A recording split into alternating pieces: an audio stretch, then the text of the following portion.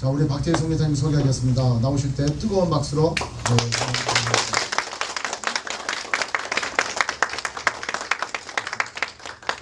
반갑습니다. 그 토론토에 큰빛교회라는 교회가 있는데, 그 목사님이 이제 제 CCC 선배이시고, 그래서 이제 오래전부터 같이 사역을 했어요.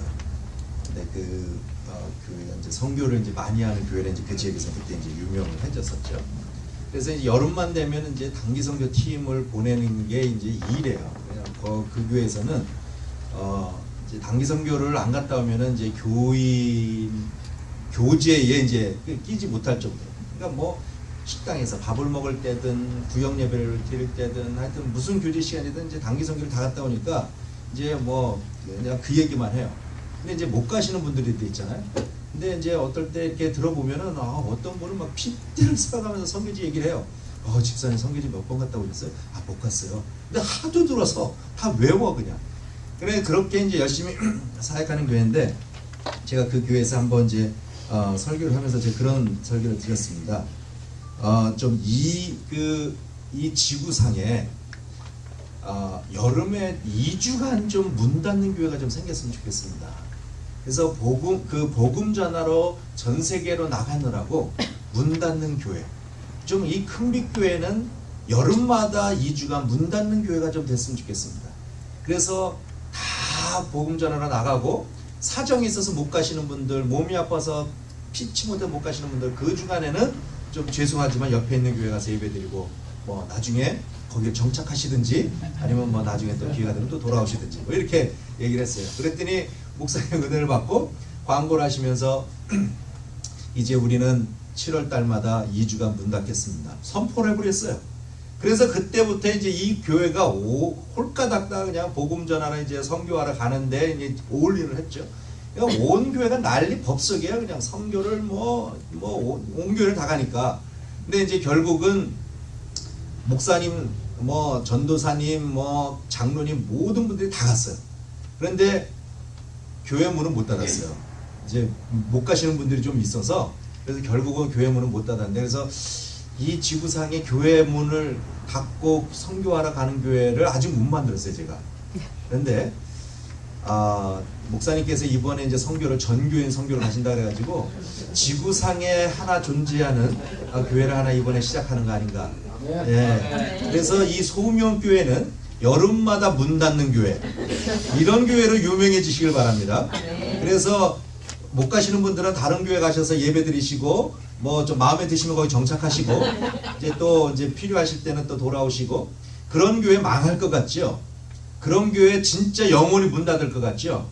하나님께서 그렇게 발버둥 치고 복음을 위해서 사는 교회 하나님이 그냥 안 놔두시더라고요. 네, 그 큰빛 교회가 그 당시에 300명, 400명 때 제가 사역을 같이 시작했는데 얼마 후에 1,500명, 2,500명으로 확 늘어버리더라고요.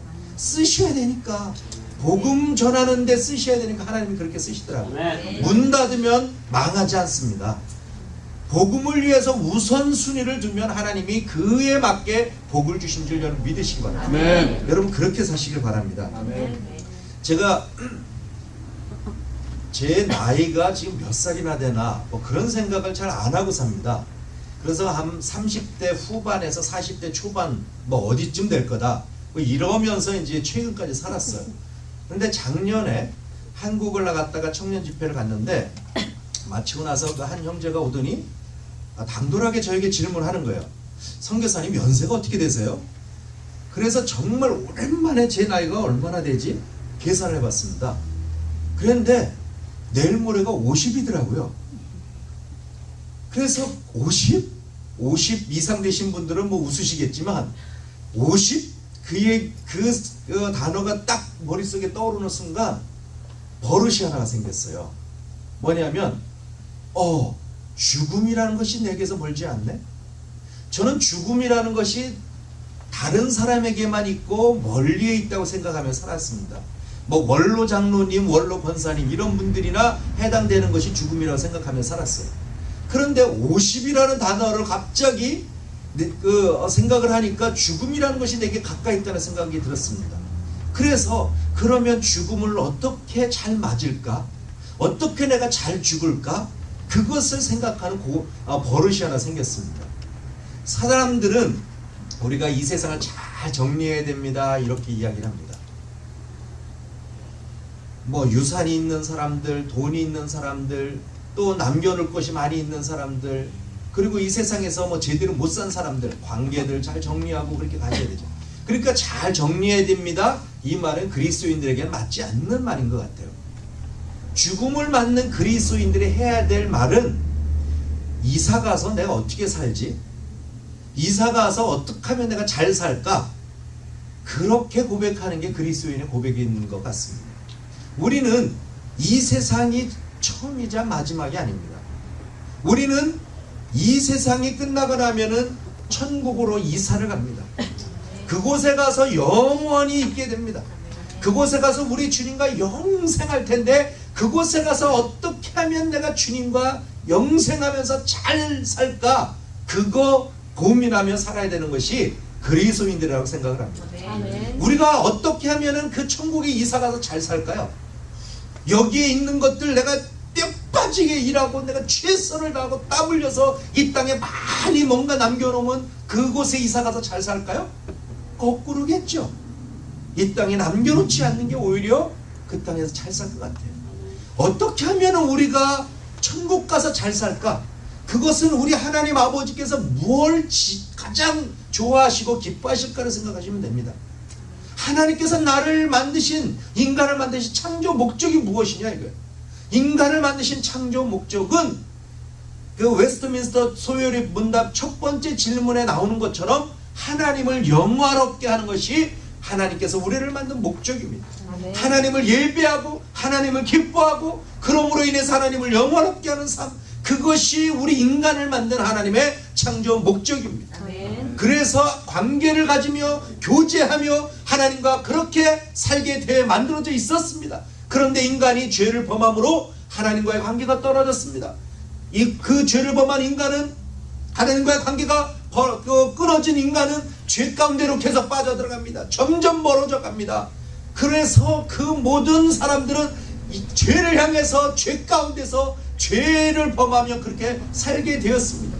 그런데 그 죄를 범한 그 인간들, 관계가 끊어진 인간들을 원래 목적, 창조 목적을 거스르고 따라간 인간들을 하나님 거기서 포기하신 것이 아니라 다시 관계를 회복하기를 원하셨습니다. 그래서 여러 선지자들을 보내셔서 말씀해 주셨어요. 하나님의 뜻을 전하셨어요. 역사적인 사건을 통해서 하나님의 그 뜻을 보여주셨어요.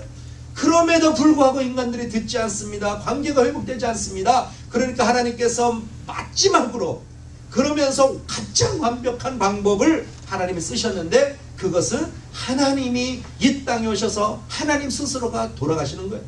피를 흘려서 내 죄값을 담당하시고 죽으시고 나를 살리는 거예요. 그것이 뭐죠? 예수님의 십자가 사건이에요. 그 십자가를 통해서 내가 살고, 십자가를 통해서 내가 구원을 받는, 또 하나님과의 관계가 회복되는 그런 복을 누리게 하셨습니다. 그러면은 이제 관계가 회복된 우리들은 뭘 위해서 어떻게 살아야 되냐? 하나님을 영화롭게 하고 하나님을 예배하는 삶을 살아야 되겠죠. 그것이 인간의 목적이면서 우리가 천국 가서 잘 살 수 있는 그런 삶이에요. 그러니까 여기서요, 여러분 열심히 하나님을 예배하고 하나님을 찬양하고 하나님을 기쁘시게 하는 그런 연습 좀 하세요. 이 세상에서 사는 삶이 단절되고 거기 천국 가서는 또 다른 인생이 되겠지. 아니에요. 여기 제 생각에는 여기서 우리가 얼마나 많이 하나님을 영화롭게 하고 예배하느냐를 연습을 얼마나 많이 하느냐가 천국 가서 하나님께 그 하나님과 영원히 살 때 도움이 많이 될 것 같아요. 제 생각에는. 그래서 하나님을 영화롭게 하는 삶을 살아야 돼요. 그래서 예배를 막 드려야 돼요. 그런데 우리끼리만 모여서 이렇게 예배를 드리고 우리끼리만 좋으면 되느냐? 아니죠. 하나님은 나를 사랑하시는 그 하나님은 모든 사람들을 동일하게 사랑하시고 관계가 회복되기를 원하십니다. 그래서 그 관계를 회복하기를 원하셔서 우리가 그 모르는 그 영혼들에게 그 하나님의 사랑을 증거하고 나누는 그런 삶을 살도록 우리에게 기회를 주셨습니다. 그래서 우리가 그 삶을 나누는 것이 하나님께 영광이 되는 삶이라고 이제 우리가 얘기를 할 수 있죠. 예수님께서 이 땅에 오셔서도 그런 삶의 모범을 보이셨어요. 여러분 마가복음 1장에 보면 예수님께서 이 땅에 오셔서 수많은 일들을 하셨는데, 그때도 이제 처음에 그 1장 35절에 보면 이렇게 말씀하시는데, 제 성경이 개역 개정이라서 좀 토시가 틀릴지 몰라요. 제가 좀 읽을게요. 새벽 아직도 밝기 전에 예수께서 일어나 나가서 한적한 곳으로 가서 거기서 기도하시더니 시몬과 및 그와 함께 있는 자들이 예수의 뒤를 따라가 만나서 이르되 모든 사람이 주를 찾나이다. 예수님께서 새벽 오히려 미명에 가서 기도하고 계셨습니다. 제자들이 쫓아와서 예수님 지금 뭐 하십니까? 사람들이 찾습니다. 사람들이 찾아요. 왜 찾았을까요? 왜? 네? 그 1장 초반에 보면 21절부터 보면 예수님께서 그 지역에서 사역을 시작하셨는데, 처음에 가버나움에서 그 안식일에 회당에 들어가셔서 말씀을 선포하십니다. 그래서 하나님의 말씀을 선포하시는데, 그 말씀이 뭐라 그랬냐면, 무사람이 그의 교훈에 논란이 이는 그가 가르치는 것이 권위 있는 자와 같고 서기관들과 같지 아니함이라. 그러니까 지금 시대에 빌리그레함 목사님 같은 능력 있는 메시지를 하는 거예요. 놀라운 지금 그런 설교자 같은 놀라운 메시지 하는 거예요. 지금까지 서기관이나 바리새인이나 또 율법학자들이나 그 회당장이나 이런 사람들이 하는 설교와 전혀 달라, 차원이 달라요. 그 예수님의 말씀에 능력이 있어요. 그러니까 와, 스타가 나타났네. 스타가 하나님의 말씀을 정말 기가 막히게 전하는 정말 부흥 강사 나타나셨네. 사람들이 막 기가 막히게 좋아하는 겁니다. 그때 거기 회당에 더러운 귀신 들린 사람이 막 소리를 지르기 시작합니다. 그랬더니 예수님께서 25절에 예수께서 꾸짖어 이르시되 잠잠하고 그 사람에게서 나오라. 그 귀신 들린 사람을 주님께서 능력으로 고쳐주셨어요. 치유해주셨어요. 능력도 행하시네. 야, 저분은 말씀만 잘하실 뿐만 아니라 고치시고 능력을 행하시고 대단한 분이 나타나셨어요. 그리고 이제 쭉 27절 가보니까 그런 것을 보면서 이 사람들이 다 놀라서 서로 물어 이르되 이는 어찌미뇨 권위 있는 새 교훈이로다. 지금까지 들어본 적이 없어요. 지금까지 본 적이 없어요. 뭔가 새로워. 그러니까 이제 인기가 하늘을 찌릅니다. 예수님의 인기가 하늘을 찔러요. 그래서 28절에 예수의 소문이 온 갈릴리 사방에 퍼지더라. 그러니까 그야말로 그 시대에 지금 뭐 아이돌의 문제가 아니야. 그 지역에 살고 있는 모든 사람들에게 진짜 최고의 스타로 이제 등극을 하고 있었습니다. 그리고 나서 이제 예수님께서 그 29절 보면은 회당에서 나와서 야고보와 요한과 함께 시몬과 안드레의 집에 들어가시니 그 시몬과 안드레의 집은 사실은 이제 갈릴리 호수 옆에 가보면 그 장모님 집이에요. 이제 그 베드로 자기 집은 아니고. 그래서 거기서 이제 생활하면서 어부 생활하고 이제 그렇게 사셨습니다. 예수님이 이제 거기서 이제 주로 이제 생활을 하셨죠. 제자들도 거기서 생활하고. 그런데 가보니까 시몬의 장모가 열병으로 누워 있는지라. 그래서 베드로 장모가 그 열병으로 누워 있어요. 여기서 왜 열병이 들었지? 뭐 그런 말씀 없는데, 뭐 이제 그런 추측을 이렇게 하는 분들이 있습니다. 그 장모가 이제 사회를 보니까, 베드로가 이제 사회 아니야? 이 사회를 보니까 진짜 열심히 잘 살아요. 이제 이제 배를 타면서 고기를 잡아서 열심히 일해서 고기를 팔고 또 가족 생계 잘 책임지고 막 그렇게 성실한 그런 사회였어요. 그런데 어느 날부터 얘가 삐딱해. 아니, 고기 잡으러도 안 나가고 맨날 놀고, 아니 쟤가 왜 저래? 그런데 어느 날부터는 고기를 안 잡을 뿐만 아니라 막 그냥 사람들을 막 데리고 다니네. 그러면서 이제 그 집으로 이제 막 그 예수님과 그 제자들 데리고 들어온 거예요. 그러니까 아니, 사위가 일 안 하고 그렇게 팽팽 노는 것도 열받아 죽겠는데, 아니 장정들을 그냥 뭐 자기 집으로 막 데리고 들어와서 이제 그냥 사는 거예요. 근데 이 장정 12명이 먹어야 되는 그 식사량이 얼마나 될까요? 그러니까 이 장모가 열 받는 거다. 네? 그래서 이제 그걸 보면서 열을 받아서 병에 누워 있었던 거 아닌가, 뭐 이런 얘기를 하지만 몰라요. 그거는 이제 성경 없으니까. 어쨌든 이 시몬의 장모가 열병으로 누워 있었습니다. 그랬더니 예수님께서 가셔서 고쳐주셨어요. 그리고 딱 고쳐주니까 그냥 바로 여자가 이제 수종을 들었다 그랬죠. 그리고 나서 이제 저물 해질 때에 모든 병자와 귀신 들린 자들이 예수께 데려 온 동네가 그문 앞에 모였더라. 그러니까 예수님의 말씀이 능력 있습니다. 정말 수많은 사람들의 감동을 줍니다. 수많은 사람들의 그 영혼을 깨웁니다. 말씀이 능력 있어요. 그리고 귀신을 쫓아내는 능력이 있어요. 병을 막 고쳐줍니다. 그러니까 이 소문이 온 동네에 쫙 퍼지니까 동네에 있던 모든 사람들이 다 왔어요. 그래서 병자를 데리고 왔습니다. 문제 있는 사람 데리고 왔습니다. 귀신 들린 사람 데리고 왔습니다. 아마 여기는 다 써져 있지 않지만 온 동네 사람들이 다 왔다는 것을 보면 거기에 수많은 문제들 다 가지고 왔을 거예요. 어떤 사람은 막 그 육체의 그 고통의 문제, 어떤 사람은 심적인 문제, 어떤 사람은 직장 문제, 어떤 사람은 결혼 문제, 어떤 사람은 애 못 낳는 문제, 어떤 사람은 머리가 나빠갖고 기억력이 상실한 문제, 하여튼 별걸 다 가지고 무좀 문제 뭐 별 그런 것까지 갖고 왔을지 몰라요. 그러니까 와서 그냥 그 예수님 능력의 예수님 기도하면 다 나니까 저분에게만 가기만 하면 낫는다. 저분에게 가기만 하면 해결된다. 그러니까 이제 완전히 목숨 거는 거 아닙니까? 예? 그래서 거기서 수많은 사람들이 거기 각종 병든 사람들이 몰려들었는데 그 많은 사람들을 예수님께서 다 고쳐주시고 그 문제들 해결해 주셨어요. 밤늦게까지 그 일을 하셨다고. 그리고 나서 그 다음날 예수님은 늦잠 주무신 게 아니라 새벽 오히려 미명에 새벽에 산에 기도하러 가셨어요. 그러니까 그 다음날 새벽부터 사람들이 또 몰려왔겠죠. 전날 꼭 해결 못 받은 사람들. 이번에 저거 해결 못 받으면 누구도 해결 못 하는데 변호사도 못 하고 병원 가면 돈 들고 저 예수님 그냥 단번에 한 단칼에 그냥 해결해 주시는데 이거 목숨 걸어야 되지 않겠어요? 그러니까 새벽부터 그냥 줄 서는 거예요.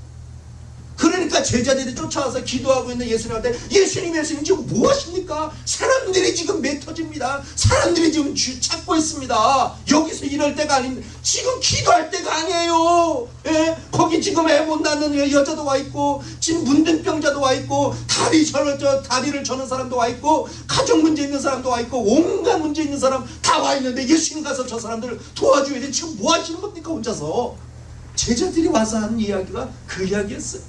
그러니까 예수님께서 말씀하시기를 38절에 이르시되 그래 가자. 빨리 뛰어내려가서 그 사람들 고쳐주고 빨리 뛰어내려가서 그 사람들에게 그 고통의 문제를 해결해 주자 라고 말씀하신 게 아니라 예수님께서는 말씀하시기를 이르시되 우리가 다른 가까운 마을들로 가자. 거기서도 전도하리니 내가 이 일을 위하여 왔는다. 뭡니까? 저쪽에서 찾는다니까요. 저쪽에서 사람들이 지금 기다리고 있다니까요. 병든 사람들이에요. 불쌍한 사람들이에요. 문제 해결 못 받는 사람들이에요. 저 사람 예수님 못 만나면 평생 저 고통당하면 살 수밖에 없는 사람들이에요. 저 사람들이 지금 기다리고 있다니까요.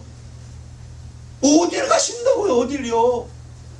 그러나 예수님은 거기 말고 그런 사람들이 있는데 말고 불쌍한 사람 있는데 말고 가난한 사람 못 먹는 사람 그 병든 사람 있는데 말고 우리가 다른 마을들로 가자. 이 말씀만 보면 예수님이 이해가 안 돼요. 이게 뭐 하시는 겁니까 예수님? 아니 그 사이에 사랑이 식어지셨습니까? 그 사이에 궁일의 마음이 식어지셨어요? 불쌍한 사람 바라보는 시각이 달라지셨어요? 왜 고통당하는 사람 돌아보지 않으세요? 왜 그렇게 자기의 어려운 그 무거운 짐을 들고 와서 예수님의 그 능력 한번 받아서 해결받고 싶다는데 그거 한번 왜 안 들어주세요? 예수님 왜 그렇게 마음이 강팍해지셨습니까? 라고 생각할 수 있습니다. 그러나 여기서 말씀하시는 예수님의 포인트는 우선순위가 무엇이냐예요. 우선순위가 무엇이냐. 그 영혼에게 이 땅에 있는 우리의 그 사람들에게 우선순위가 무엇이냐예요. 무엇을 먼저 주어냐예요. 그것은 빵이 아닙니다. 돈이 아닙니다. 약이 아닙니다. 그 모든 영혼들에게 먼저 필요한 것은 예수 그리스도입니다. 아멘. 예수 그리스도를 만나야 그 영혼의 문제가 해결받을 수가 있습니다. 아멘. 뿐만 아니라 예수 그리스도를 만나야만 그 영혼들이 그 육체의 문제 해결받을 수 있고 그 좌절의 문제, 절망의 문제 극복할 수가 있고 그 자기가 가정에 안고 있는 그 고통스러운 문제들 해결해 갈 수 있는 힘을 받을 수가 있습니다. 그게 예수 그리스도. 그러니까 그 예수님을 먼저 그 구원의 길을 먼저 증거하는 그 하나님의 길을 먼저 증거하는 그 사역의 우선순위를 예수님께서 우리에게 먼저 본을 보이신 거예요. 제가 옛날에도 이제 제가 예수 믿은 간증을 말씀을 드렸죠. 저는 고등학교 2학년 때 예수님을 믿었습니다. 그 전에는 뭐 종교라는 거 생각도 안 해봤어요. 저는 종교라는 게 필요가 없었습니다. 왜냐하면 우리 집은 부자였습니다. 저희 아버지가 사업을 크게 하셨기 때문에 저는 부족한 게 없었습니다. 뭐 원하는 거 뭐든지 다 샀고요. 가고 싶은데 아무 데나 다 갔습니다. 돈이 있으니까 저희 집에는 내 친구들로 넘쳐났습니다. 돈이 있으니까 어느 정도 인기도 갖고 있었습니다. 돈이 있으니까 모든 사람들의 대장 노릇도 할 수 있었습니다. 돈이 있는데 종교란 게 왜 필요합니까? 돈이 있는데 교회란 데가 왜 필요합니까? 저는 그딴 거는 이 세상을 제대로 살지 못하는 가난하고 연약하고 힘도 없는 사람들이나 빚의지하려고 잡는 것이 종교라고 생각을 했습니다.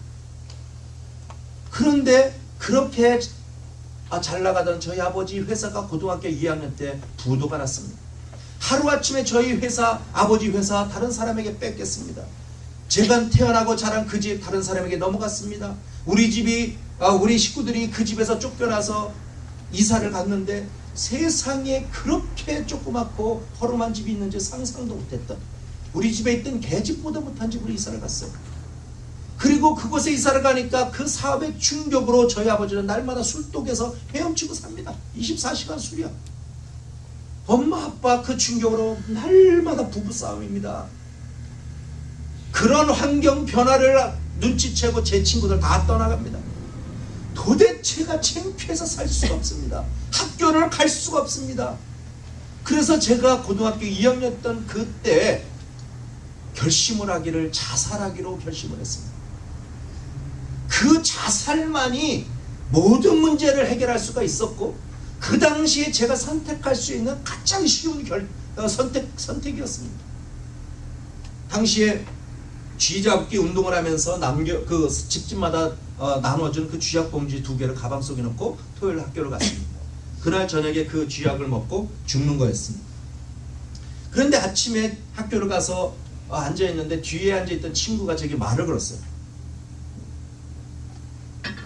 이 친구는 저한테 그동안 말도 안 걸고 잘 놀지도 않던 친구인데 저에게 말을 걸기를, 야 태수야, 탁구 치러 한번 갈래?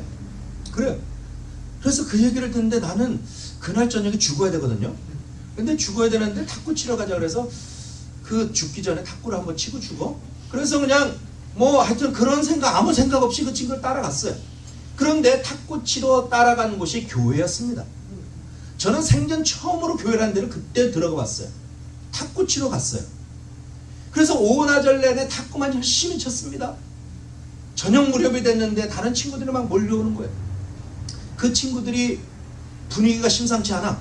그래서 이제 가방을 싸들고 이제 막 나오려고 그러는데 친구가, 야 잠깐만 앉아있다가, 잠깐만, 금방 끝나니까, 금방 끝나면은 나랑 같이 저녁 먹고 가면 어때? 거기서 또 2번째 속았네. 그래서 그냥 잠깐이란 말에 속아서 앉아 있었어요. 그래서 얼떨결에 학생의 모임을 참석을 했습니다. 끝나고 났는데 전도사님이 저를 만났어요. 그분이 내게 예수라는 분을 소개를 했습니다. 예수라는 분에 대해서 그때 처음으로 들어봤습니다. 그분이 왜 이 땅에 오셨는지, 그분이 왜 그런 고통을 당하셨는지, 그분이 왜 십자가에 죽으셨는지, 왜 부활하셨는지, 지금 어디 계시는지, 그리고 그분을 내가 왜 만나야 되는지, 내가 만나게 되면 이 세상 이후에 어떤 세계가 있는지, 그곳에서 어떻게 살게 되는지 전도사님이 그것을 이야기를 해주는 거예요. 그 이야기를 들으면서 저는 다른 것보다도 한 가지 충격이 있었습니다. 그것은 그 당시에 저는 이 세상에 있는 죄라는 것은 웬만한 것은 제가 다 했습니다. 그야말로 죄 속에서 그 죄와 함께 살았던 사람이었습니다. 세상 사람들도 저를 바라보지 않고, 세상 사람들도 혀를 찰 정도로 그렇게 더럽고 그렇게 그냥 그렇게 지저분하게 살던 삶을 살았어요. 그렇게 더러운 죄인이었습니다. 세상 사람들도 나를 그냥 좋게 안 보는 그런 사람이었습니다. 그런데 그렇게 죄가 많은 사람, 그렇게 더러운 사람이었는데 그런 사람을 하나님이란 분이 만나준다는 사실이었어요. 어떻게 하나님이란 분이 그렇게 더러운 죄를 가지고 있는 사람을 만나준다는 거예요. 세상 사람도 다 만나주지 않는, 세상 사람도 고개를 돌리는, 세상 사람도 피해가는 그렇게 더러운 인생을 살았던 나였는데 어떻게 하나님이란 분이 그런 삶을 살고 있는 나를 찾아오셔서 나를 만나주냐는 거예요. 저는 그 사실에 좀 충격을 받았습니다. 그래서 저는 그 전도사님의 말에 따라서 그분을 한번 만나야겠다 작정을 했습니다. 그래서 그날 예수님을 영접하는 기도를 전도사님을 따라서 했어요. 예수님을 영접을 했습니다. 그런데 교회를 나오는데 생각이 달라지는 게 느꼈어요. 뭔가 살고 싶어요. 뭔가 다른 게 있지 않을까? 내가 그 신을 만났는데, 신을 내가 맞아들였는데 그 신이 나를 다르게 살게 만들지 않을까? 그런 생각이 들었습니다. 교회를 나오면서 가방 속에 있던 쥐약 봉지를 쓰레기통에 버렸습니다. 그 죽어야 될 시간이었어요. 그런데 살았습니다. 왜죠? 예수 때문에 살았습니다. 그 당시에 가장 필요한 것은 저에게는 돈이었습니다. 돈이 있어야만 부도난 저희 아버지 회사 다시 살릴 수 있습니다. 돈이 있어야만 폭삭망한 우리 집안 다시 살릴 수 있습니다. 돈이 있어야만 그 험악한 상황들 변화시킬 수 있습니다. 돈만이 절망의 문제, 수치의 문제 극복할 수 있게 만들어줄 수 있다고 생각을 했습니다. 그런데 제 친구는 돈을 주지 않았습니다. 돈과 전혀 상관없다고 하는 예수만 저에게 줬습니다. 그런데 그 예수를 만나고 나니까 그 돈의 문제를 넘어갈 수 있었습니다. 그 예수를 만나고 나니까 절망과 수치의 문제를 넘어갈 수 있었고, 그 가정의 어려운 고통의 문제를 넘어갈 수 있었고, 제가 죽으려고 했던 그 모든 조건들을 넘어갈 수 있었습니다. 그게 예수 그리스도였어요. 예수님께서 이 땅에 불쌍한 사람들, 병든 사람들, 고통당하는 사람들, 가정에 문제가 있는 사람들, 그 심정 안에 그 많은 짐을 지고 있는 사람들 왜 안타깝고 왜 도와주고 싶지 않으셨겠습니까? 그러나 주님은 우리에게 우선순위가 무엇인지를 보여주기를 원하셨어요. 예수 그리스도가 먼저입니다. 예수 그리스도를 먼저 증거하는 것이 주님이 우리에게 보여주신 그 삶의 모범입니다. 우리가 살아야 할 목표입니다.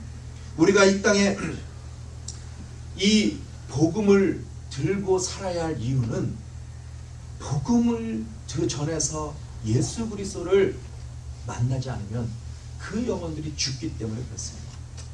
이 소명교회는 말 그대로 그 복음 증거하는 소명받은 교회로 여러분 처음부터 끝까지 사시기를 주의 이름으로 축원합니다. 그 복음만 증거하는 삶을 좀 살았으면 좋겠어요. 이 땅에 복음을 듣지 못하고 죽어가는 저 영혼들을 위해서 살아가는 교회가 됐으면 좋겠어요. 캘리포니아에 올 때마다 느끼는 것은 너무나 많은 사람들이 정말 세상에서 허덕이고 살고 있어요. 너무나 많은 사람들이 세상의 조건 때문에 그것 만족해 가면서 그렇게 살아가고 있는 것을 보고 저 수없이도 많이 봅니다. 그렇게 많은 교회들이 있는데, 그렇게 많은 그리스도인들이 있는데, 그 영혼들 우리가 가서 복음을 전하고 그 영혼들에게 예수 그리스도를 증거하는 삶을 살아야 되지 않겠습니까? 정말 그 소명 붙잡고 살아가는 여러분 되시기를 주의 이름으로 축원합니다. 그뿐만 아니라 우리가 이 땅에서 이 지역에 있는 모든 잃어버린 백성들, 그 영혼들을 주님께 돌려드리는 일뿐만 아니라 세계적으로 복음을 들어보지 못한 영혼들을 찾아가는 노력을 해야 돼요. 전도가 잘못하면 교회 성장의 도구가 됩니다. 전도가 우리 교인 성도수 채우는 도구가 됩니다. 아니에요. 저는 동부 필라델피아에서 전도 훈련을 운영을 했는데, 그래서 그 성도들을 집사님들, 장로님들을 훈련해서 날마다 저녁마다 그 가정 방문 전도를 했습니다. 예수 믿지 않는 가정들만 찾아가서 복음을 전했습니다. 그 가정이 예수를 믿으면 우리 교회로 오십시오. 절대 얘기 안 했습니다. 이 근처에 어떤 교회 있죠? 어떤 교회 혹시 다녀보셨어요? 친구 혹시 어떤 교회 다니고 있습니까? 아, 그렇군요. 그 교회 가세요. 그 교회로 다 인도했습니다. 그런데 희한하게도요, 그렇게 복음을 전해서 예수 믿게 한 사람들은 우리 교회로 많이 안 왔어요. 그런데 하나님께서 다른 사람들을 통해서 200알을 300알을 시키시더라고요. 그 영적인 원리라는 게 정말 기가 막히더라고요. 우리는 예수 그리스도를 증거하는 데만 목표를 두고 좀 여러분들이 사셔야 됩니다. 그래서 세계적으로 복음을 들어보지 못한 영혼들을 향해서도 열심히 나가서 복음을 전하고 그 땅에 교회를 개척하는 일들을 해야 됩니다. 우리가 그 일을 할 수 있을까요? 우리 같이 이렇게 작고 연약하고 부족하고 힘도 없고 우리가 할 수 있을까요? 우리가 가서 그 사람들에게 말도 안 통하는데 뭘 할 수 있을까요? 우리가 그 사람들에 가서 능력도 없는데 뭘 할 수 있을까요? 그런 염려와 두려움과 의심이 있지만 복음을 증거할 때 우리의 역할이 무엇인지를 우리가 알아야 돼요. 여러분, 성교는 누구의 성교입니까? 성교는 하나님의 성교입니다. 영혼을 변화시키는 건 누가 합니까? 성령께서 하십니다. 여러분이 무슨 달변으로 뭐 아무리 그거 착각입니다. 여러분이 뭐 설득력이 대단해서 그 상담학으로 뭐 영혼 착각입니다. 이 세상에 기적들이 많이 있습니다. 그런데 경험상 이 세상에 가장 큰 정말 위대한 기적은 사람의 영혼이 변하는 기적이에요. 죽은 자를 살리는 기적, 어떨 때는 의사도 하더라고요. 병든 사람 일으키는 거 종합병원 가면 뻘떡뻘떡 일어납니다. 예? 귀신이 떠나가는 거 사찰에서도 명상 묵상하면 귀신 나가더라고요. 그런데 누구도 못하는 것, 어떤 기관도 어떤 사람도 어떤 종교도 못하는 것은 영혼이 변화되는 거예요. 영혼이 변화되는 것이 가장 큰 기적입니다. 그런데 이 기적을 누가 만드세요? 성령께서 만드세요. 그럼 우리는 뭐야? 할 일 없네. 할 일 없잖아. 성령, 하나님의 성교, 하나님이 직접 하시는 거고, 우리가 없어도 하나님 하세요. 내가 성교한다고 우리 소명교회, 아이고 우리 이제 힘드니까 우리 성교 그만합시다. 하나님이 좀 안타까우시겠지. 웃기는 소리입니다. 착각하지 마세요. 하나님은 내가 안 해도 그분의 성교를 하십니다. 하나님은 이 땅에 있는 성도들이 안 하면 이방인을 쓰셔서도 하십니다. 하나님께서 출애굽기에 말씀하시죠. 여호와께서 바로의 마음을 강팍해 하사 여호와의 능력을 나타나게 하셨느니라. 주님의 살아계심을 보여주기 위해서 이스라엘 백성들, 하나님의 백성들을 일으키시고 쓰신 게 아니었어요. 이방인 바로를 쓰셨습니다. 바로의 마음을 강팍해 하셔서 하나님의 그 능력을 보이셨고 하나님의 살아계심을 보이셨습니다. 이 땅에 있는 예수 믿는 사람들, 성도들이, 교회들이 하지 않으면 하나님은 돌들을 들어서도 하나님은 성교를 해가실 것입니다. 하나님의 성교입니다. 그런데 누가 쓰임받느냐? 누가 쓰임받느냐? 그러면 우리의 역할이 뭐냐 이거. 그래서 뭐예요? 우리의 역할은 그 예수 그리스도의 복음이 그 영혼들에게 갈 수 있도록 전달하는, 증인의 삶을 살라고 그러잖아요. 전달하는 역할을 하는 거예요. 예수님께서 예루살렘으로 가실 때 어린 나귀를 타셨습니다. 그 어린 나귀가 그 예수님을 싣고 힘을 다해서 갔겠죠. 하여튼 뭐 자기 에너지를 다했고 자기 노력을 다했고 자기 경험을 다해서 막 갑니다. 그런데 가다 보니까 분위기가 심상치 않아. 수많은 사람들이 감람나무 이파리를 흔들면서 호산나 호산나 막 찬양을 하고 온갖 사람들이 겉옷을 덮고 겉옷을 깔고 이게 보통 분이 아닌 것 같아. 내가 싣고 가는 분이 야 너 참 대단한 낙낙이네. 대단한 낙이 새끼네. 그러면서 이제 가면서 정신이 버떡 드는 거예요. 그래가지고 그 예수님을 싣고 가면서 나도 이 세상에 진짜 대단한 분을 내가 모시고 가는 낙이 새끼니까 나도 좀 대접을 받아야지. 그래서 이 낙이 새끼가 그 예수님을 예루살렘에 딱 내려드리고 그 다음부터 나로 말할 것 같으면 금띠 두르고 다닐까? 나귀의 사명은 힘을 다해서 그 예수님을 싣고 그냥 그 예루살렘에 내려드리면 끝이에요. 그러면 예수님께서는 예루살렘에 들어가셔서 그분이 하시려는 그 뜻, 그분이 하시려고 하는 사역, 그분이 직접 하시는 거예요. 아멘. 우리는 그런 어린 나귀의 역할을 하는 것입니다. 전도자는 그 어린 나귀의 역할을 하는 사람들이에요.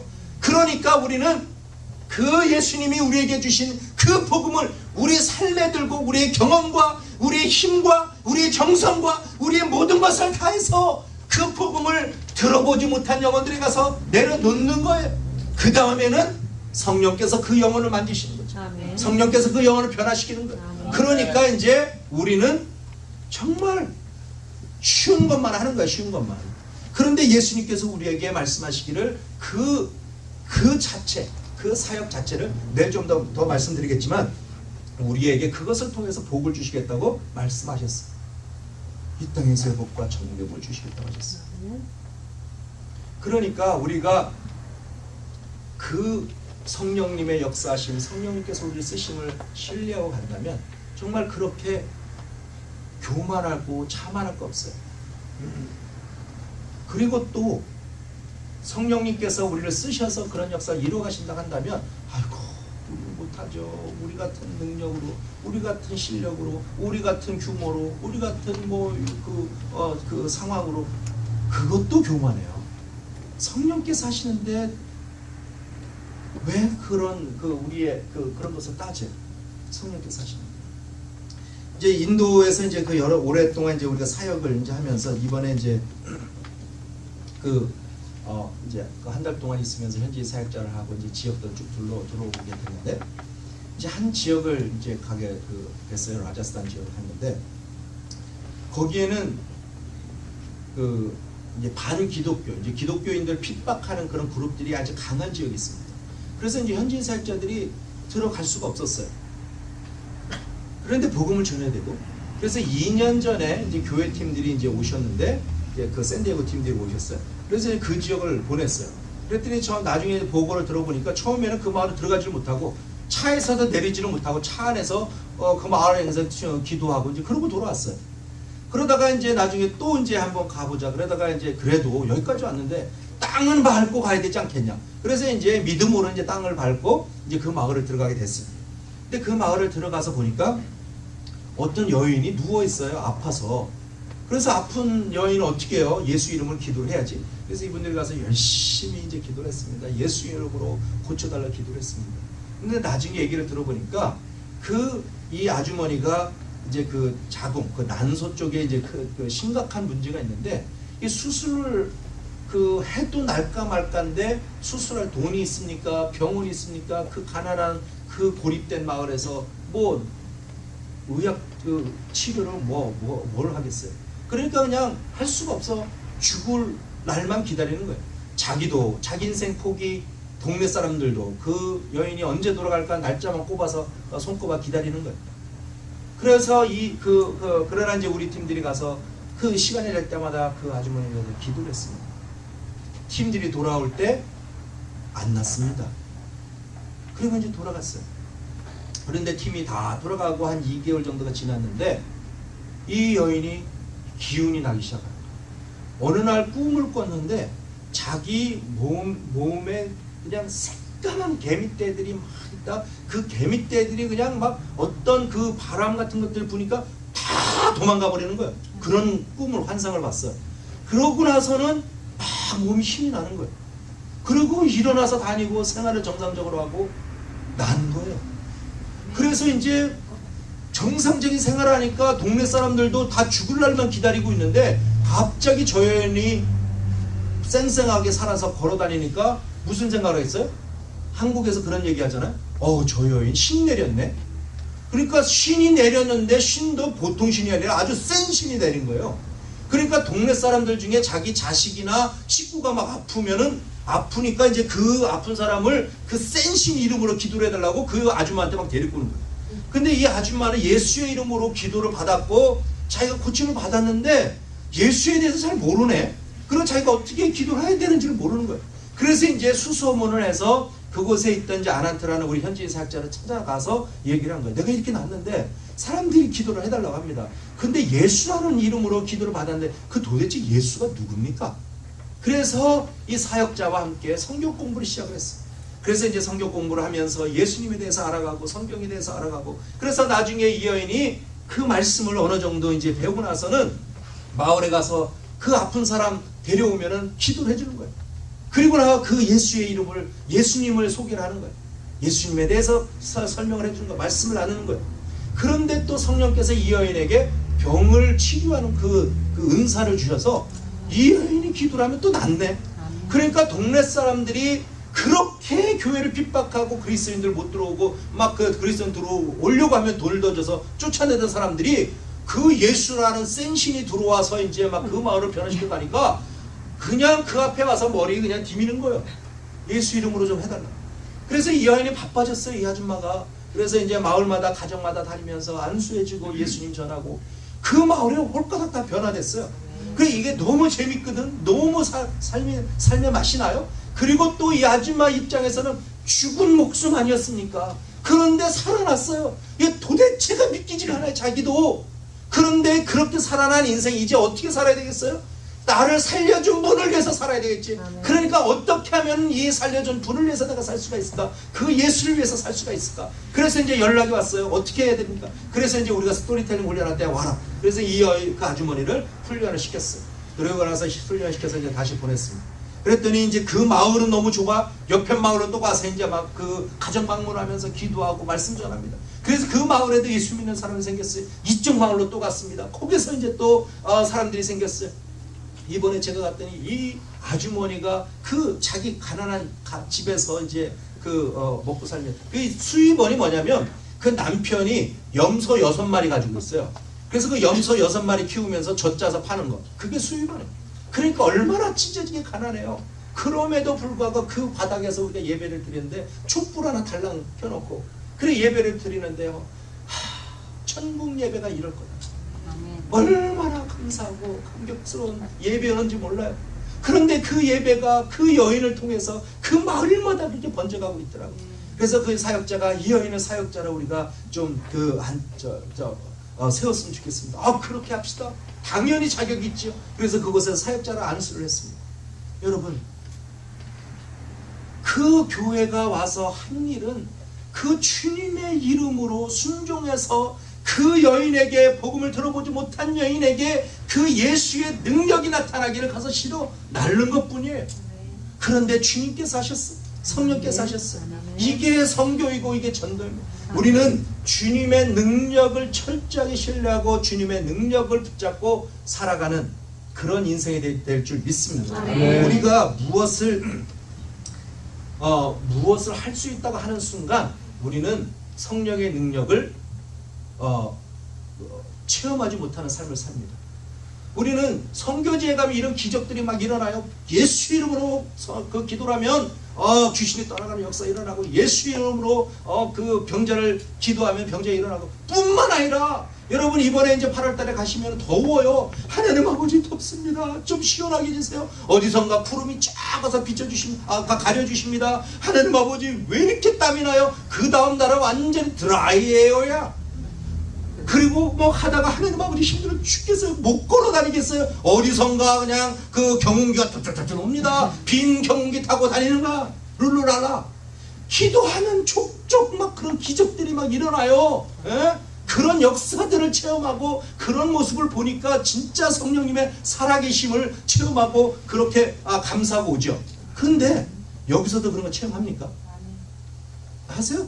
진짜로? 여기서 그럼 다 체험하세요? 하나님 살아계실 증거가 있어요? 우리가 정말 주님 우리 삶 속에서 그 하나님이 막 살아 꿈틀거리는 역사하시는 그런 모습이 우리 삶 속에 있어요?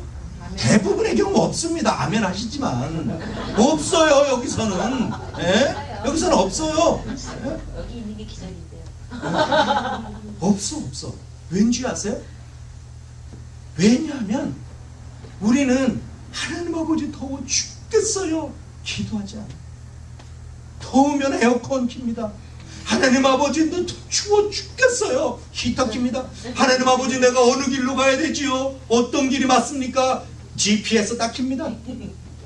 아이들이 학교 갔다 와서 엄마 배고파. 간식 제 거다 데려갑니다. 엄마 왜 이렇게 추워? 히터 제 거다 켜줍니다. 엄마 너무 더워? 에어컨 제 거다 켜줍니다. 그 아이들 뭐 배우겠습니까? 엄마 살아계신 확실하게 믿습니다. 그러나 하나님 살아계신 절대 몰라. 우리가 이 땅에서 그런 기적과 세밀하게 역사하시는 하나님, 그 성령님 체험하지 못하는 이유는 우리가 너무 많은 것을 가지고 있어요. 우리가 다 가지고 있다고 생각을 해요. 주님 앞에 나와서 그 한 가지 한 가지 세밀한 것들 주님 앞에 내놓지 않아요. 그러니까 성령님께서 역사하실 공간이 없어요. 저는 이제 미국에 이민을 와서 처음에 동부로 왔는데 처음에 굉장히 어려웠습니다. 제가 이제 사실은 중국에 선교사로 가기로 결정이 돼서 이제 가게 됐는데 뭐 거기서 또 이제 못 가게 돼갖고 이제 미국에 오게 됐어요. 근데 저는 이제 후원을 받잖아요. 성도들이 헌금해 주는 것을 먹고 그것을 가지고 먹고 살고 사역도 하고. 그러니까 중국으로 가겠다니까 이제 많은 분들이 헌금해 주겠다 그래요. 그때까지만 해도 주계장막, 철회장막 막 이래가지고 중국 가면 중공이죠. 중공 가면 죽는다 뭐 그렇게 생각해요. 그러니까 막 너도 나도 그냥 막 눈물 흘리면서 헌금해 주겠다는 거예요. 근데 그게 변경돼서 미국으로 온다니까 다 끊어. 아니 중국보다 생활비가 여기가 더 들잖아요. 몇 배가. 그러니까 더 필요한데 이분들은 줄이는 거야. 하던 분들도 안 해. 아니 왜 안 하세요? 그랬더니 잘 사는 나라 가는데 뭘 해요? 잘 사는 나라는 다른 사람들이나 잘 살지 나는 찢어지게 가난하지 그러면. 그래서 올 때부터 찢어지게 가난했어요. 그런데 와서 얼마 있다 보니까 뭐 IMF라는 게 왔잖아요. 그래서 IMF가 뭔가 영어 단어자 한참 찾았어요. 그 IMF가 딱 오고 나니까 한국에서 헌금하던 성도들이 다 끊었어요. 한 푼 하나요. 그때부터 기근이 시작되는데 정말 고통스러운 이제 그 터널을 지나가게 됐습니다. 이제 미국에서는 차가 있어야 되잖아요. 근데 차를 살 수가 없는 차를. 그래서 이제 차를 살려고 그냥 조금씩 모아놓은 거 500불을 가지고 중고차를 사러 다녔습니다. 그런데 이 중고차가 있어야지요. 그래서 뭐 신문 광고에 뭐 500불 써놓은 거 이제 그래서 야 됐다 그래서 가보면 그거 오다가 무너질 것 같아. 막 그런 것만. 그러니까 이게 중고차를 살 수가 없는 거야. 그래서 이제 하루마다 하나님 아버지 500불 중고차 주세요 그러다 기도하다가 어느 날 가정예배를 일찍 드리게 되는데 하나님 뜻이 아닌 것 같아. 그게 500불짜리 차가 아니면 그러면 하나님 500불짜리 차를 구하는 게 하나님 뜻이 아니면 그럼 하나님 공짜로 주세요. 그렇게 기도했어요. 하나님 공짜 차 주시옵소서. 그래서 그때부터 그런 이제 가정예배를 드리면서 그렇게 바꿨어요. 그런데 가정예배를 딱 마치고 났는데 한 30분 있다가 전화가 때리러 왔어요. 그래서 전화를 받아봤더니 그때 이제 거기에 한국에서 와 있던 유학생 그 학생들을 이제 제가 성경 공부를 하고 있었는데 그 한 학생이 있어요. 아직도 지금 그 차 못 구하셨죠? 못 구해서 제가요 한국에 2달 동안 나가 있어야 되는데 제 차 좀 관리해 주실래요? 공짜 차 왔어요. 할렐루야.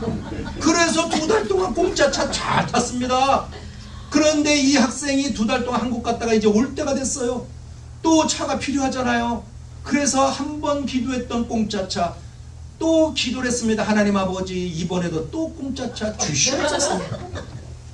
그래서 이제 그렇게 계속 며칠 동안에 이제 기도를 했는데 한 번은 제가 필라델피아에 있고 또 뉴욕에 있던 저랑 같이 사역하던 분이 이제 발런티어를 사역을 하는데 그분이 비즈니스를 하면서 어느 분을 이제 방문하게 됐어요. 같이 저녁을 이제 먹는데 저녁을 먹으면서 이제 차 얘기가 나왔어요. 뭐 그 차를 뭐 새로 바꾸고 뭐 이런 얘기를 하다가 그 가정이 이제 차를 바꿨는데 어떻게 뭐 잘 나가세요? 그러면서 필라델피아 아는 분이 오셨는데 중고차 구하기 너무 힘들어가지고 아직도 그걸 못 구하고 있다. 뭐 그런 얘기를 했어요. 그러니까 그래요?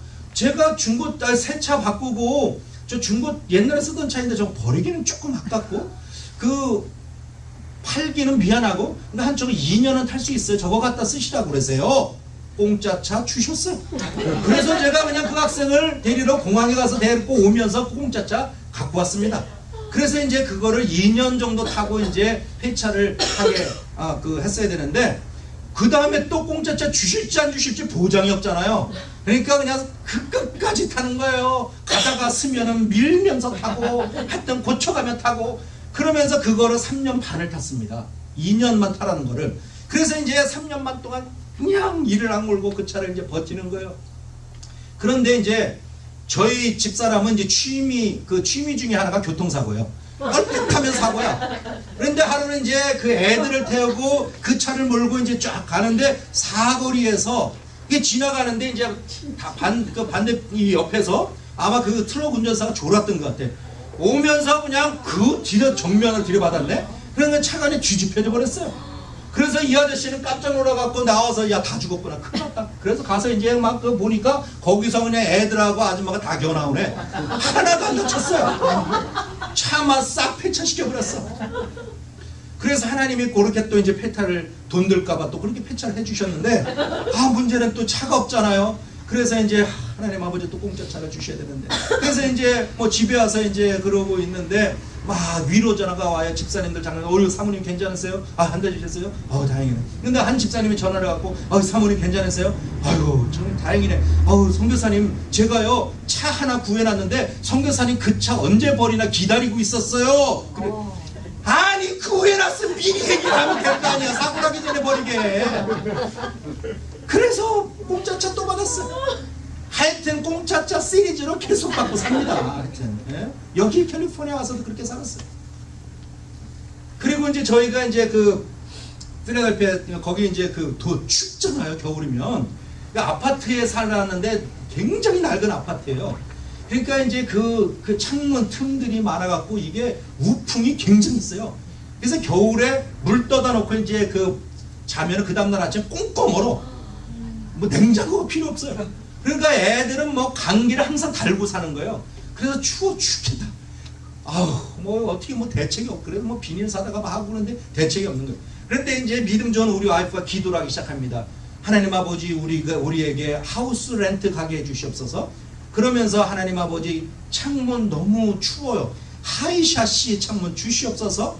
그리고 그때 이제 사역들을 많이 하니까 방이 많이 필요해요. 하나님 아버지 방 5개짜리 주시옵소서. 이렇게 5가지 기도 제목을 놓고 기도를 했어요. 그래서 이제 그런 기도를 막 열심히 이제 놓고 이제 기도를 하는데 이제 저희 집에서 집사님들이 같이 기도 모임을 하거든요. 그래서 그 기도를 같이 하자고 이제 기도를 하고 나서 났는데 집사님들이 그러는 거예요. 사모님, 그런 기도 하지 마세요. 여기는요, 그 하이샷이 그런 거 없어요. 그 당시 한국에는 뭐 그 하이샷이라는 게 있는지 모르겠는데 미국은 그런 거 없어요. 이 하이샷이라는 거 그런 거 기도해봤자 없습니다. 그리고 방 5개짜리 기도하는데요. 이 동네는 옛날 동네잖아요. 없어요. 방 하나 하든지 제일 많은 게 3개인데 방 5개짜리 그런 게 어디 있습니까? 집을 지면 몰라도 없어요. 사모님 그런 거 기도해봤자 안 돼. 고집센 우리 와이프 계속 기도합니다. 주시옵소서. 계속 기도. 제가 터키에 가 있는데 거기로 연락이 왔어요. 방 5개짜리 하우스 나왔다는 거예요. 아이고 할렐루야 우리 거다. 그래서 그러면 한번 가서 한번 보지. 그래서 그 와이프가 이제 부동산에 전화를 해갖고 주소를 받아서 이제 거기를 이제 가보겠다. 그랬더니 한번 가보라고. 그래서 가봐도 되겠냐? 거기 그 오래전에 이사를 나가서 그냥 그 텅텅 비어 있는 지 한참 되니까 맘대로 가보라고. 그래서 알겠다고. 그래서 주소를 받아서 이제 그 텅텅 빈 집을 이제 가서 이제 보려고 갔습니다. 그랬더니 그 주소를 가지고 딱 가서 보니까 거기에 어린이 놀이터도 있고 차도 있고 빨래도 있고 뭐 사람들이 살아요. 아니 그새 이사를 들어왔네. 그새 그 며칠 사이에. 아이고 그러니까 이거 뭐 5개짜리 하나 주셨다 그래도 이게 뭐 이미 들어왔는데 뺏겼는데 어떡해요. 고집센 우리 와이프 계속 그 집을 돌면서 하나님 아버지 이 집 주시옵소서. 여호수아 기도하는 거예요. 방 5개짜리 이 집 우리 겁니다. 주시옵소서. 터키에서 집에 돌아와서 이제 얘기를 해보니까 어떻게 가봤는데 누구 이사 들어왔어. 그리고 어떻게 할 수 없네. 할 수 없기는 우리 가서 기도했는데 기도하면 어떻게 그 집 새로 들어왔고 이사 온 지 며칠 되지도 않았는데 그 집 쫓아내? 쫓아내면 그 집 어디로 가라고? 그 말도 안 돼. 기도를 뭐 그런 식으로 하냐? 고집세는 와이프 아냐? 하나님이 주신 거야. 그래서 그러면은 한번 가보자. 그래서 이제 그 어디냐고 해서 이제 앞장 세워서 이제 거기를 가봤어요. 근데 가서 보니까 진짜 사람 살아요 그 안에. 근데 저 사람들 어떻게 쫓아내 말어? 안 되는 거예요. 포기하자고. 근데 하나님이 주셨다는 거야 이거를. 그래 이 집 근데 맞아? 그래서 맞대요. 주소 좀 줘봐. 그래서 주소를 보니까 번지가 달라. 그냥 엉뚱한 집에 와서 기도한 거야. 엉뚱한 사람들 다 놓고. 그것도 시험이었어요. 그러니까 다른 사람들 같았으면 이미 누가 들어와서 거기서 살고 있으면 포기했지 그 기도. 에이 이거 맞지 않는 기도네. 근데 고집센 우리 와이프 때문에 계속 기도가 됐어요. 그래서 그 주소대로 이제 찾아가 보니까 그 집 진짜로 폐허가 되어서 있어요. 부동산에 전화를 해서 그 아내 좀 봅시다. 그래서 이제 아내를 들어가 봤습니다. 그런데 그 집주인이 누구냐면 인도 분들이에요. 그래서 인도 분들이 가족이 많잖아요. 그러니까 방 3개짜리 집인데 가족이 많으니까 거라지를 밀어버리고 거기다 방을 2개를 만들어버린 거예요. 근데 히터가 연결이 안 되니까 거기는 겨울에 갈 때는 이 파카를 입고 들어가야 돼요. 너무 추워서. 여름에는요 거기는 인도 저리 가나요. 얼마나 더운지. 그리고 이거 인도 분들이 이번에 이제 가보시면 알겠지만 이분들은 굉장히 자연과 더불어 사십니다. 그래서 그냥 아무데나 싸고 아무데나 버리고 그냥 자연스러워. 자연과 더불어 살아. 그런데 미국에서 살고 있는 인도 분들도 비슷해요. 들어가 보니까 카페트를 청소했다고 하는데 완전히 그 개오줌 또 그 쥐똥 다 있어. 그러니까 그런 집을 인도 선교하는 사람이나 살지 누가 들어와서 거기 살겠어요. 그러니까 이 집이 렌트를 내놓고 계속 사람을 구하는데 사람들이 와서 보고 인도 선교를 안 하는 분들이니까 그 집을 들어올 수가 없는 거야. 그러니까 이 주인은 야 왜 이렇게 사람들이 이사를 안 오냐, 이게 좀 뭔가 좀 우리가 바꿔야 되겠다, 레노베이션을 좀 하자. 그래서 레노베이션 하는데 하이샤시로 바꿔버렸어. 그래서 그냥 하이샤시에 거기가 5가지 기도 제목이 강답됐어요. 그래서 나중에 이제 우리가 이사를 그 집으로 갔는데 집사님들이 성지순례 오는 거야. 야 하나님 아버지 앞에서 그렇게 기도했던 사모님 기도 중, 야 이거 진짜 사모님 기도했던 대로 하이샤시 이게 맞네. 야 방 5개짜리 하나 둘 셋 넷 야 맞네. 그러면서 말씀하시기를 진짜 사모님 보면 선교사님 보면 삶 맛이 난대요. 너무 재밌대. 신앙생활이 너무 재밌대 삶이. 그 얘기 들으면서 제가 속으로 뭐라 그랬게요? 살 맛이 나는 거 좋아하네. 살 맛이 나려면 우리 집보다 훨씬 깨끗하고 우리 집보다 훨씬 넓고 우리 집보다 훨씬 럭셔리한 당신 집사님네 집이 훨씬 좋지. 그 집에 살면서 살 맛이 나야지. 거지 같은 집에서 인도 한복판에 있는 집 같은데 그렇게 더러운 데 살고 있는데 무슨 살 맛이 나요? 살 맛이 나려면 이딴 많은 차 그냥 럭셔리차 피카폰쩍 하는 거 그거 몰고 다니면서 살 맛이 나야지. 우리 차 그냥 가면서 용달차 그 경기 수준의 차 타고 다니면서 무슨 살 맛이 나? 근데 왜 살 맛이 날까요? 왜냐하면 이 세상에 우리가 쥐고 있는 것 결코 만족감 못 주더라고요. 행복감 못 주더라고요. 좋은 데 들어가 있어도요 그거 며칠 있으면 지루해져요. 좋은 음식, 기가 막힌 음식 배 터지게 먹어보세요. 그거 만족감, 행복감 별로 못 줍니다. 그거 먹고 나서 입쑤시고 나오면은 야 괜히 먹었네 저거. 이 땅에 있는 거는 결코 우리를 만족스럽게 행복하게 만들지 못해요. 그러나 진짜 우리를 만족하게 행복하게 하는 삶이 있는데 그것은 성령님이 내 삶 속에 구체적으로 간섭하시고 살아서 역사하시는 그 삶을 살 때, 그때인 줄 여러분 믿으시기 바랍니다. 우리가 성령님이 내 삶 속에서 세밀한 것까지 간섭하시고 역사하신 그런 삶을 살아야 돼요. 그러려면 어떻게 해야 될까요? 놔야 됩니다. 연약해져야 됩니다. 내 경험 포기해야 됩니다. 내가 알고 있는 지식들 놔야 돼요. 내가 잘할 수 있다는 생각 버려야 돼요.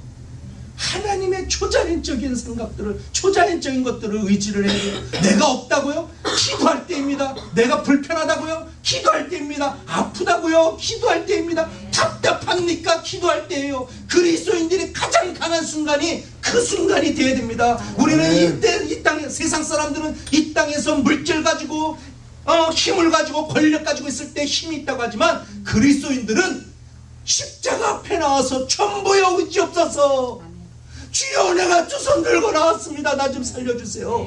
나 좀 도와주세요. 나 좀 살려주세요.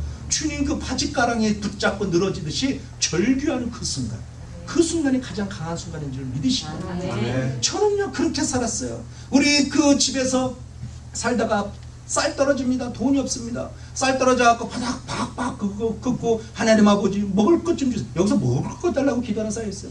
밥 좀 주세요. 기도하는 사람이 있어요. 쌀통 뒤지면 나오잖아. 근데 난 기도했어요. 그거 하나님 밥 좀 주세요. 먹을 것 좀 주세요. 우리 굶게 생겼어요. 그러고 나는데 전화가 때리러 왔어요. 선교사님 우리 구역 예배 하는데 혹시 우리 구역 예배 좀 오실래요? 거기 밥 줘요? 아 그럼요. 굉장히 많이 차려놨어요. 할렐루야 가야죠. 배 터지게 먹고 왔습니다. 먹고 그 음식들 다 남았어요. 그러면 자동이야. 다 싸갖고 우리 일주일 동안 먹고 살아. 저는 사소한 모든 걸 기도했습니다. 우리 가정은 시시콜콜 기도했습니다. 의지할 게 없었어요. 이 세상에 내게 보장을 주는 게 아무것도 없었어요. 가진 게 아무것도 없었어요. 그래서 주님만 잡고 있었어요. 주님만 붙잡고 갔더니 하나님께서 역사하시고 그렇게 기적같이 살아서 삶 속에 역사하시는 그 주님을 보여주시더라고요. 우리가 그런 삶을 사는 겁니다. 그게 우리 그리스도인들의 삶입니다. 전도하는 사람의 삶입니다. 그리고 이제 우리가 오늘 이거 말씀을 보면 예수님께서 우리에게 이제 많은 말씀들을 하시는데 특별히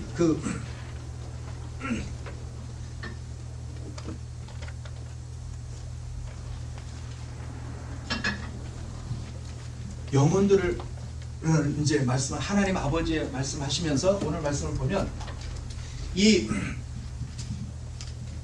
15장 처음에 이제 모든 세리와 죄인들이 말씀을 들으러 가까이 오니 바리새인과 서기관들이 수군거려 이제 시비를 거는 거예요. 예수님 뭐 하는 겁니까 지금? 그 종교 지도자답게 구십시오. 왜 그랬을까요? 이 바리새인 서기관들은 하나님에 관한 한 제일 잘하는 사람들이라고 확신하며 사는 사람들이었어요. 성경에 관한 한 박사들이었습니다. 성경 1.1억도 틀리지 않고 외우던 사람들이었습니다. 그 사람들이 예수님 앞에 와서 시비를 겁니다. 왜요? 죄인과 세리들과 함께 먹는다. 그때 예수님이 하신 말씀이 오늘 읽은 본문 말씀인데 제가 시간이 많이 갔기 때문에 그냥 간단하게 말씀드릴게요. 예수님이 하신 포인트는 웃기지 말아라. 너희들이 종교 지도자이고 하나님의 말씀을 잘 알고 토시 하나 틀리지 않고 외운다고 그 표면적인 것은 외우고 있는지 모르지만 너희 중심에 그 말씀을 주신 하나님 아버지의 마음이 무엇인지 너희들은 모르고 있어? 그것이 예수님의 포인트예요. 하나님 아버지의 마음이 무엇인지 알고 싶니? 그래서 말씀하신 이야기가 거기서 나온 예화 말씀이에요. 한마디로 말씀드리면 잃어버린 것을 찾는 분이에요. 드라크마를 찾는 분이에요.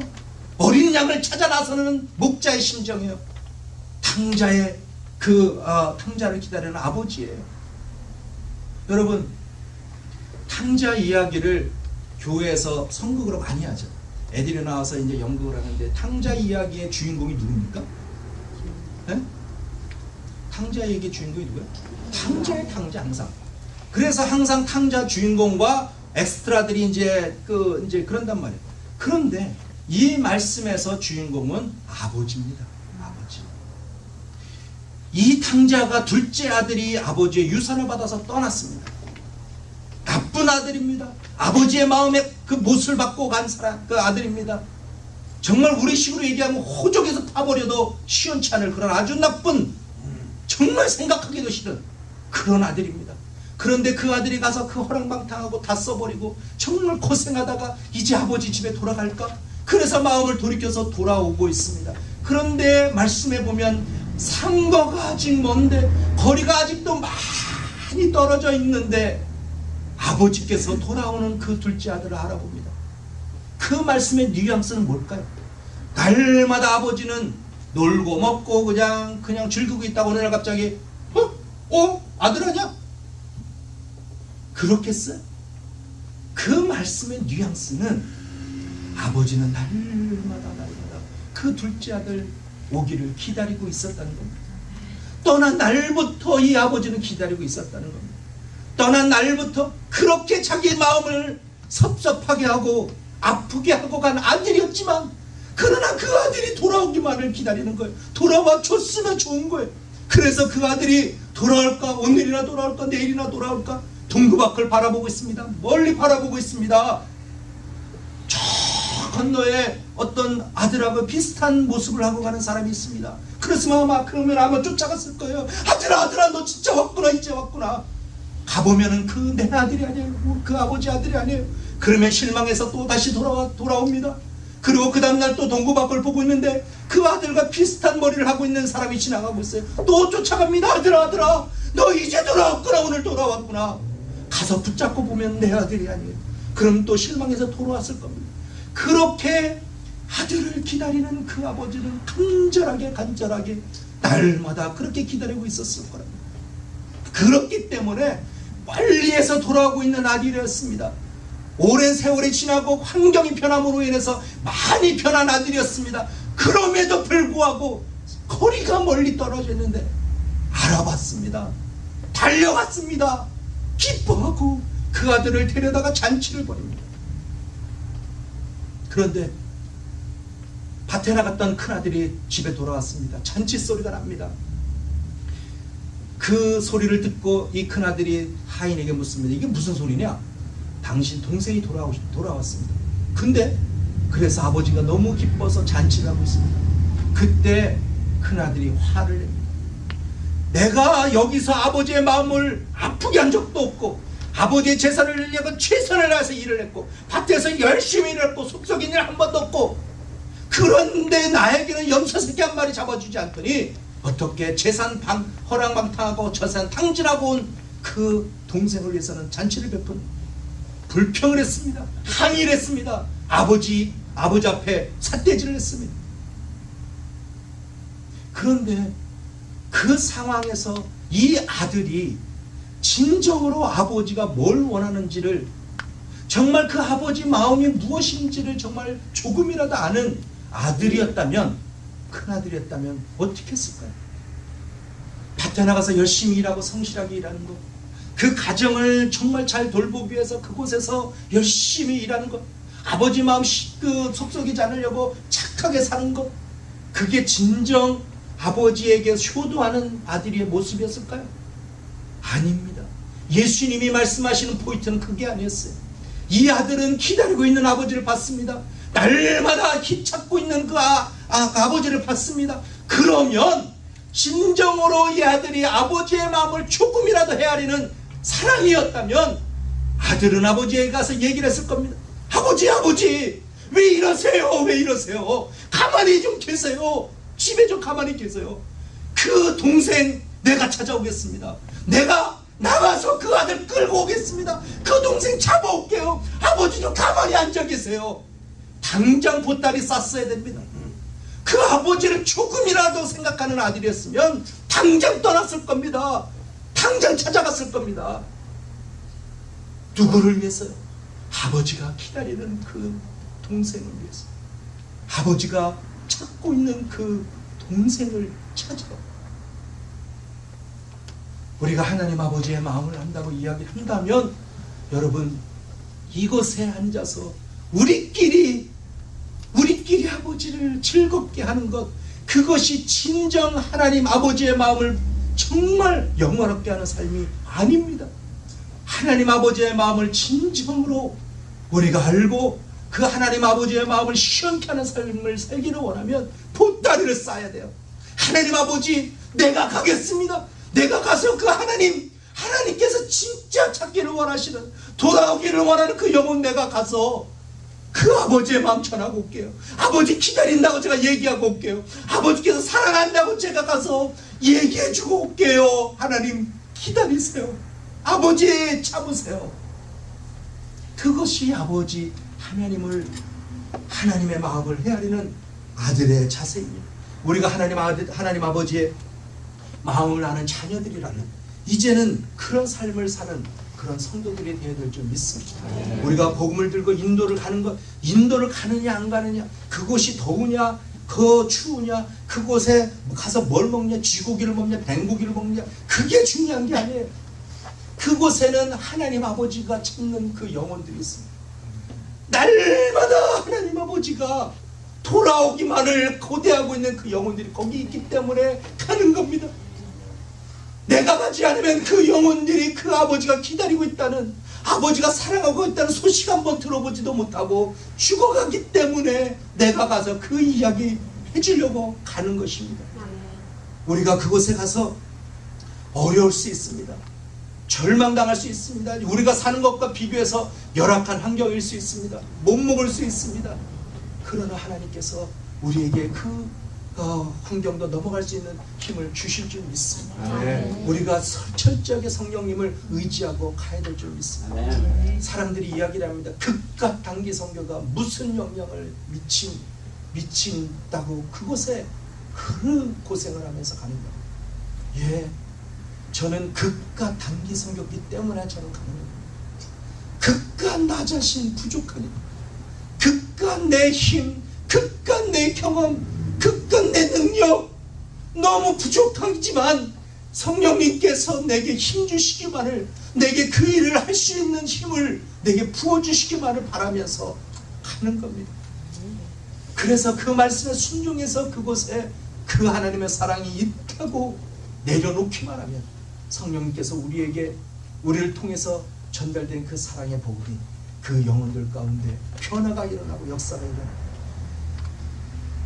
이번에 가서 그 인도 땅에서 정말 여러분들이 작은 수고였지만 그 흐린 땅을 통해서 제자들이 나오고, 그 또 2세대 사역자들이 나오고 3세대 사역자들이 나오고 4세대 사역자들이 나오고, 그 한 지역에 그 수도 없이 많은 마을에 가정교회가 세워지고 교회가 개척된 것을 봤습니다. 그 가정교회 하나하나는 다 30명 40명 다 보잘것없는 초라한 교회였어요. 그러나 그 모든 마을의 교회들 다 합쳐보니까 2,000명이 넘어갔다. 누가 했느냐? 성령께서 하셨습니다. 그런데 그 불씨를 누가 실어나갔냐? 우리가 했습니다. 이름도 없는 그 빛도 없는 그 성도, 누구도 알아주지 않는, 기억해주지도 않는 그 성도가 가서 그곳에서 울었습니다. 그곳에서 눈물을 흘렸습니다. 그곳에서 땀을 흘렸습니다. 자기는 아무것도 할 수 없다고, 이곳에 교회를 세워주십시오, 이곳에 있는 영혼들 복음 듣게 해주십시오, 그러나 나는 할 수가 없어요, 주님이 해주십시오. 그 기도 그곳에서 하고 왔습니다. 그런데 그 헌신과 그 땀과 그 눈물 하나님이 쓰셔서 그 지역에 그렇게 송두리째 복음이 들어가는 역사가 일어나면서 보고 제가 참 많이 가슴에 감동을 받았습니다. 하나님이 우리를 통해서도 그런 역사를 이루어가실 줄 믿습니다. 계속 이런 역사를 만들어 가도록 여러분 헌신하는 그런 성도들 되시기를 주의 이름으로 축원합니다. 하나님 아버지, 우리가 부족하고 연약한데 주님의 나라 위에 써주셔서 감사합니다. 하나님, 정말 우리가 끝까지 겸손하고 성령님 의지하고 성령님 하실 것을 믿고 그렇게 살아가는 종들 되게 도와주시고, 특별히 소명교회를 세우셨사오니 이 교회를 통해서 이 지역의 복음을 듣지 못하고 죽어가는 영혼들 예수 만나게 도와주시옵소서. 전 세계 복음 들어보지 못하고 죽어가는 영혼들에게 복음 전하는 교회 되게 도와주시옵소서. 하나님 아버지, 여기 있는 한 사람 한 사람 다 예수 그리스도 그 복음 증거하는 삶에 평생 드리는 삶을 살게 도와주시옵소서. 하나님 아버지, 연약한 우리들 써주셔서 감사하고 이 땅에서 주님의 놀라운 복을, 또 천국에서 주님이 우리에게 상급을 내리실 것을 믿고 우리가 인내하며 살게 도와주시옵소서. 감사합니다. 이 종들을 축복해 주시길 원하고 예수 그리스도 이름으로 기도합니다. 아멘.